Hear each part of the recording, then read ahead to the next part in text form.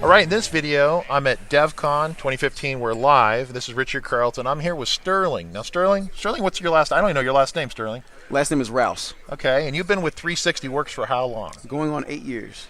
And today we're going to be talking about credit card processing on the FileMaker platform. 360Works is one of the leaders in bringing value-added tools to the FileMaker platform. And Sterling is one of their ace staff, and his expertise, amongst many expertise, is plastic, right? Yes. And so plastic is a plugin that works on FileMaker Pro, and where does it work? Okay, well, it can work on FileMaker Pro in the client.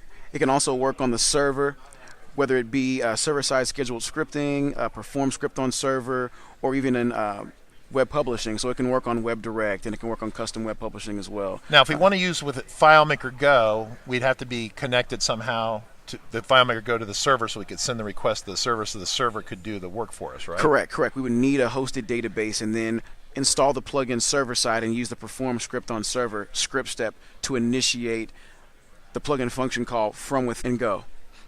I want to make this video valuable for beginners as well as experts. So just at the very beginning or basic level, what does it take to process a credit card? I mean, I get a credit card, I want money. How does this work? I mean, just in a big scheme, 20,000 foot view. Sure, from a 20,000 foot view, most merchants who want to sell their wares and they want to use the plastic plugin to do so, they're going to need, the first thing they're going to need is a merchant account. And so the idea behind a merchant account is you've got these companies that are called payment gateways, and they're basically, like the name suggests, middlemen. And what they're middleman for is between the merchant who wants to sell stuff and then a processing bank where the actual money changes hands. And so what the gateway does is they provide a mechanism. In our case, it's usually a developer API to send calls that will allow you to perform a transaction and see that transaction completed and the money change hands and reach your merchant account.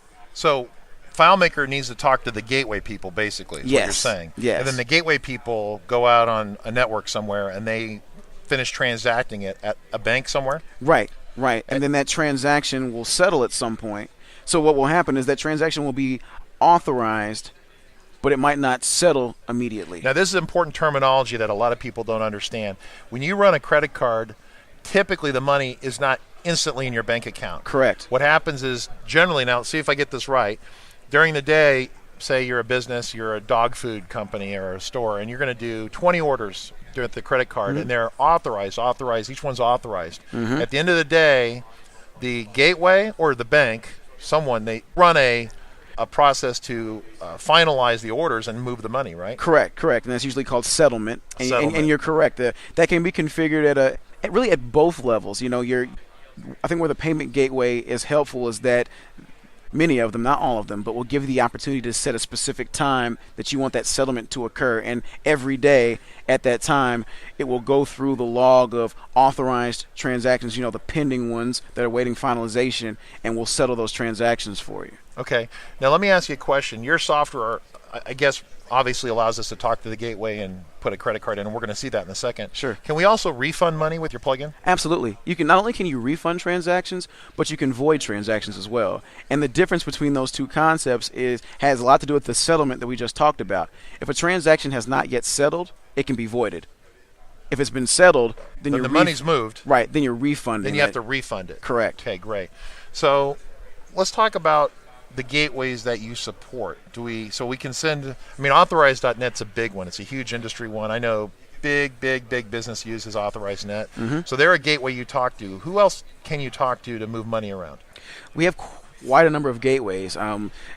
Plastic kind of started out with authorized.net and PayFlow Pro, which is a credit card processing service from PayPal.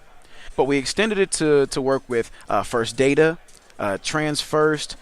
And we also have some gateways that are based in other countries. For example, we have the RealX gateway that's in the UK. We have Merchant Warrior that's in Australia and New Zealand.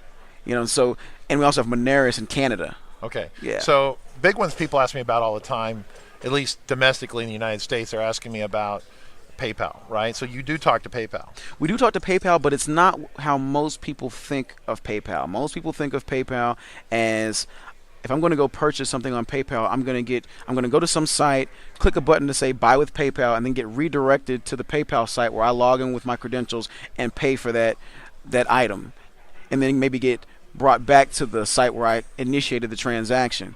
That's not what we're talking about with Plastic. With Plastic, we're basically talking about a credit card only service that's akin to what Authorize.net or First Data or any of these other gateways that I just named offers. So it's really about credit card processing and money changing hands that way. You know, and that's a good point. I'm going to re-emphasize this point because it's a good one. Your system actually keeps you completely within the FileMaker environment. Yes. Right? Yes. So, you know, if you're typing on the FileMaker screen, you're never going to jump off the PayPal screen and then come back. You always stay within the FileMaker environment. You put all the information in. Why don't you show this?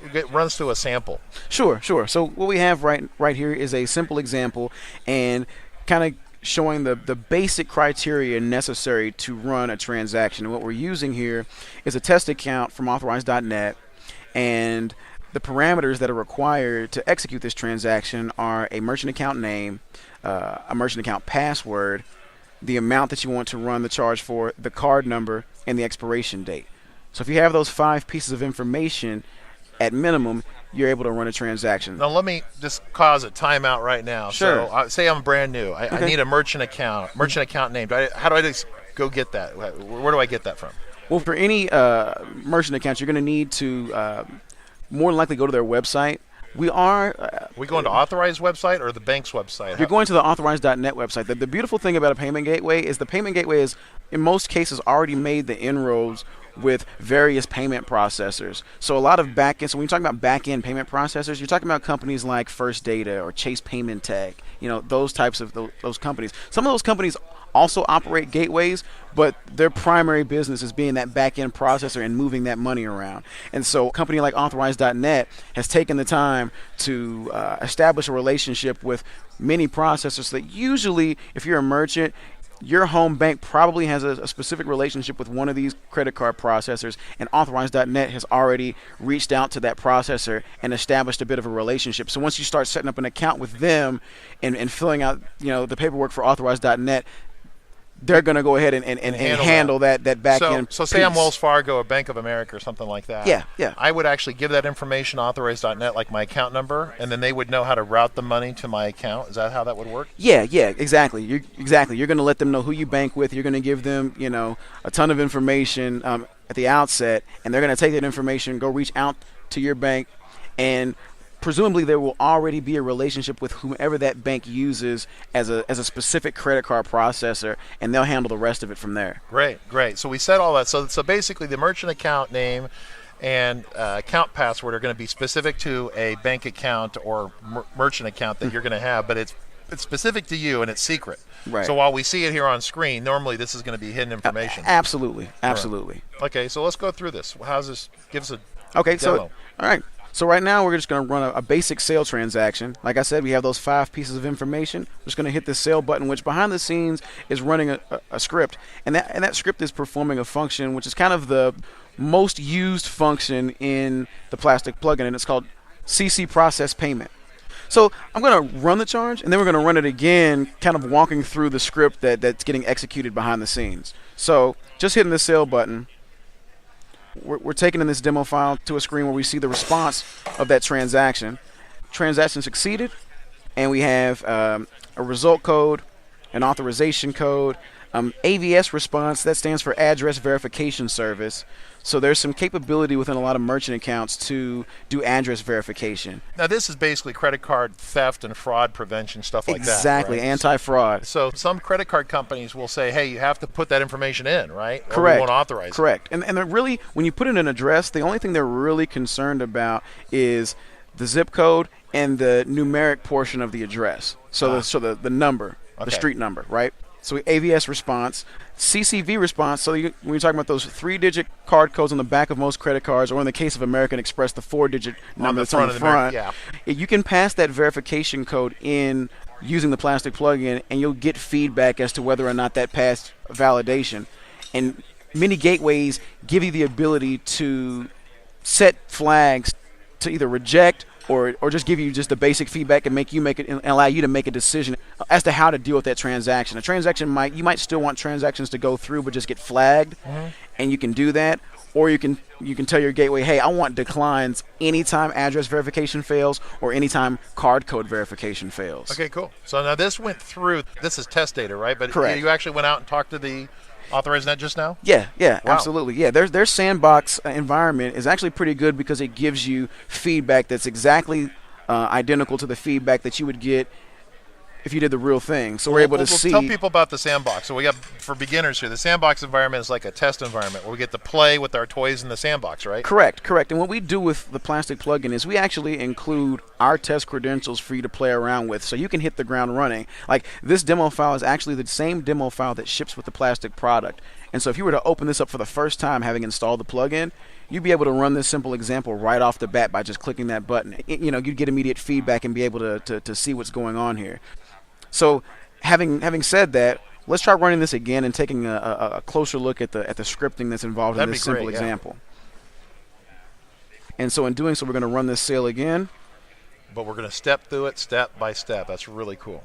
One of the things, if you're not familiar with how plugins work, a plugin's going to add a suite of external functions to FileMaker's suite of built-in functions that you can call, and the mechanism typically for calling these within a script is to set the value of a plugin function call to either a field or a variable. Right. A lot of times what's most important is the action being done as opposed to the response that you get back. And so a lot of times that dictates whether you want to store something in a field versus a variable. In this case, the first thing you want to do is tell the plugin which gateway we're using. Okay. And so there's a plugin function called ccsetGateway, and that gateway is actually authorized.net, which we have up here at the top. Cool. So we're going to do that, and we've actually got some error reporting scripting in here in case the result of that function call is the word error in all caps, and this is how all of our plugins work. All of our plugins will have a last error function you can call to get detailed information about what error might have occurred, if any. And I see it on the next line, CC last error. Yeah. So in this case, no error. Okay. So we're going to move on. The next thing is we're going to determine whether or not to set the plugin in test mode. Now, test mode can mean a couple of things depending on the gateway when we're talking about plastic. In the case of authorized.net, they have a separate sandbox environment and a separate production environment. You can actually sign up for an account for either of these environments, and they're completely separate from one another. Oh, cool. In other gateways, you might see the ability to obtain one set of credentials. So you might start off with a sandbox account, and it kind of gets promoted to a production account when you're ready to go live. And you can probably still perform transactions against a sandbox, but you're still using your live production credentials. So you have one set of credentials that can communicate with either a sandbox server or a production server. So with authorized.net, you're saying those are separate accounts? Those are separate accounts. So what we want to do in the case of authorized.net is we're actually not going to set this in test mode because their sandbox environment is completely separate with a completely separate set of credentials. So we use a separate merchant account and password for the sandbox? Exactly. So if you start off with a sandbox account and then you decide you want to go live, you're not going to use those same credentials you were using in the sandbox. You'll use your live credentials. Absolutely. Got it. That I did not know. That's good. So we'll move past that. Then the next thing we're going to do is what I was talking about earlier, kind of that flagship function, CC process payment. So we're actually going to take a closer look at CC process payment and see what we're doing here. And so we're going to actually bring up the script workspace here in FileMaker Pro and take a look at that. Now, if I was going to roll this out to my solution, I could copy and paste all this out of your test file into my file. Absolutely. We've tried to make it as simple as possible to integrate. And one of the things we've done is we've created script folders. So if you kind of look over here on the left-hand side of this script workspace, there's actually a folder labeled authorized.net. And what I encourage people to do if they want to integrate using our scripting is there's a single table in this demo file. It's full of global fields that are designed to either collect data that's going to be sent out as part of a transaction request or fields that are going to be used to record response data. Okay. And the idea is to take that entire table, import it into your solution, then import the script folder for the gateway that you plan to use into your solution. So the table first. Then the scripts. Then the scripts. And then you write a wrapper script whose only job is to basically collect information that might be submitted to these global fields You set those global fields, perform our script for the operation you want to do, whether it's performing a sale, doing a refund, doing a void, and then when you're done, you're going to poll the fields that actually contain the response information, and if you need to store any of that for posterity, you want to push that information back to wherever it should go in your database. Sure. That might require the creation of some data models, some fields, that you might not already have. For example, you might want to have like a settings table that contains your merchant account credentials. Okay. Right? And you're going to go to that. For sure we do. We would want to. Right. So you would go to a layout based on that table occurrence, grab that information, and then set the corresponding fields in our global table. Right. And then perform our script.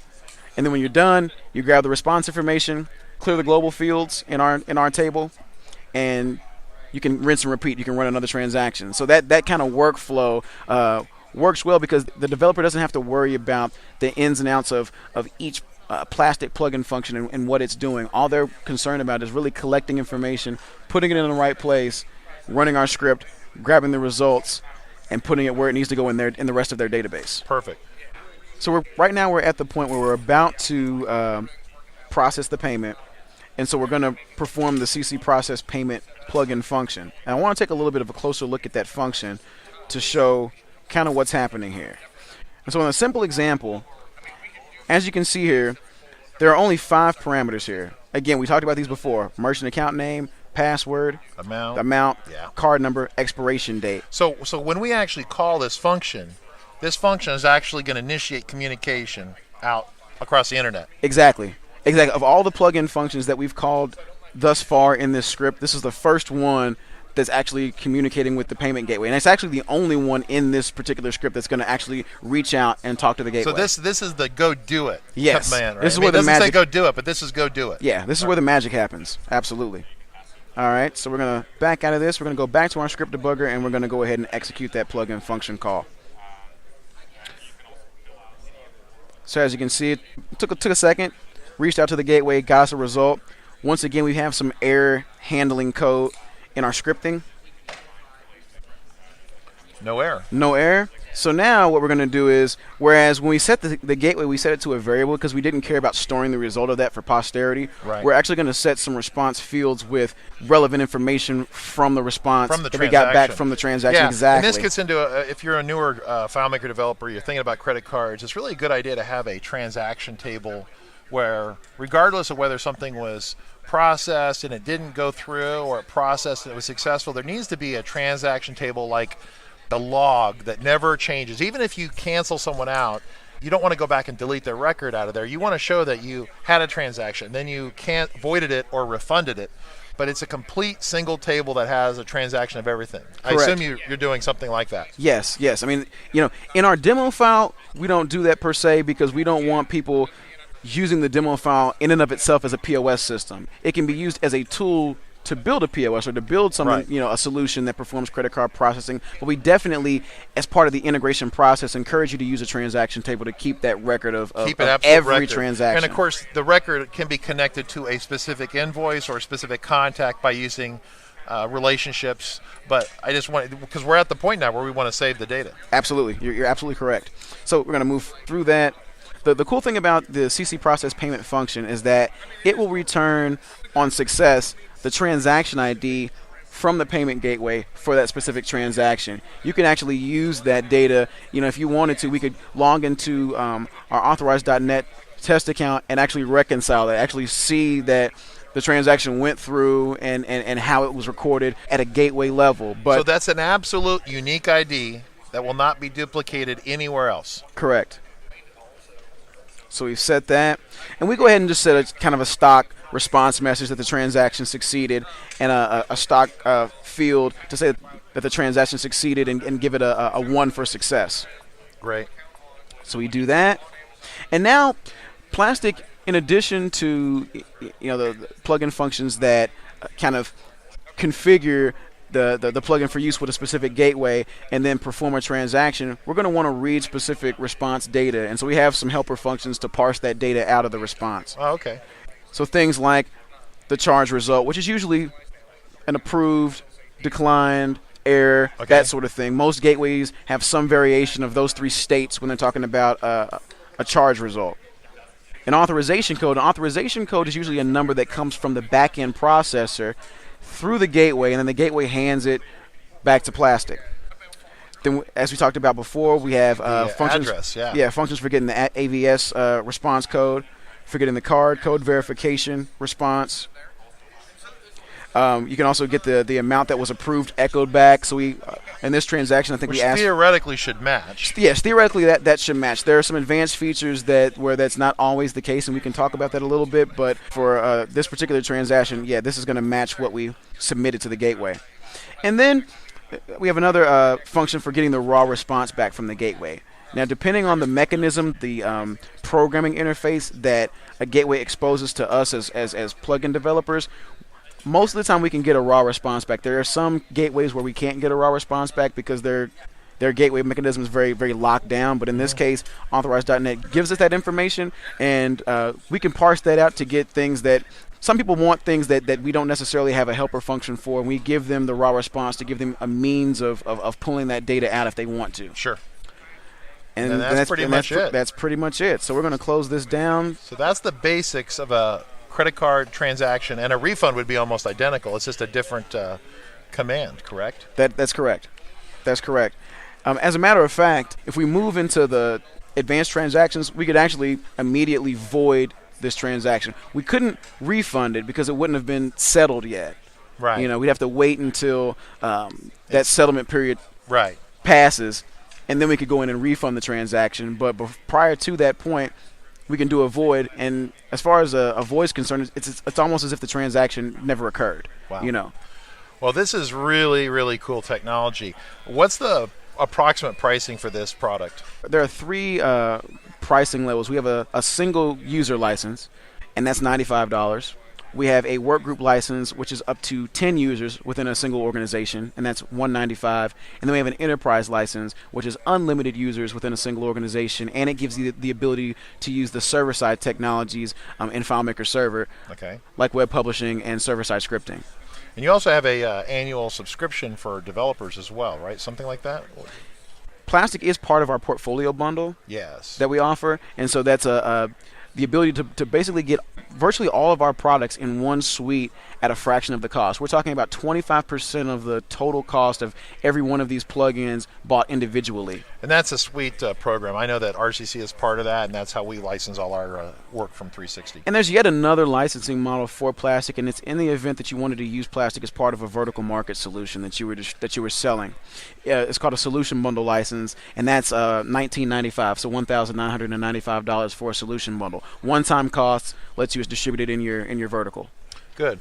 Well, just to leave things off, 360Works has been in the software FileMaker business for a number of years. Sterling, you've been around for a while. Yeah. And we really appreciate all the hard work. There are projects out there in the FileMaker community that would not have succeeded without the use of 360 products. And so 360 has always filled these niche gaps where FileMaker doesn't do credit cards on its own, and FileMaker in the old days didn't do document management on its own, and it didn't do really easy integration with Word, being able to Word documents and things like that. And so there's a number of videos we're going to have on 360 products. This is our credit card processing video, and I want to thank Sterling for coming out and giving us a great demo. Thanks for having me. All right, this is live Richard Carlton from DevCon 2015, and we'll see you next week.